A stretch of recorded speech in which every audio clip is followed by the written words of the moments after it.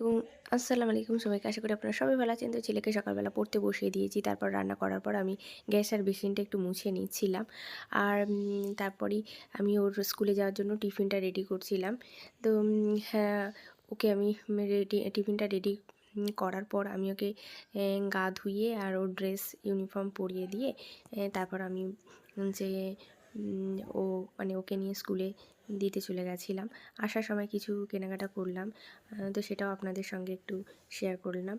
আর ওর একটা সোয়েটারও নিলাম, স্কুল থেকেই নিলাম, কারণ লোগোটা বাইরে থেকে নিলে লোগোটা পাওয়া যাবে না। আর আসার সময় একটু আমি কচুরি কিনে এনেছিলাম, সেটা বাড়িতে খেয়ে নিলাম। দুপুরবেলা ওর পাপা বাড়িতে আসছে, ওর পাপাকে খেতেও দিয়ে দিলাম। তারপর রেডি হয়ে একেবারে বেরিয়ে পড়লাম একটু কেনাকাটা করার জন্য, কারণ সামনে একটা বিয়ে আছে সেই জন্য। তাই আমি ওর পাপাকে একেবারে স্কুল থেকে নিয়েই বের হয়ে পড়েছি, আর ও ঘুমিয়ে পড়েছিল গাড়িতে। তারপরে ওয়া মোমোতে ঢুকে একটু মোমো খেয়ে নিলাম। তারপরে চলে গেলাম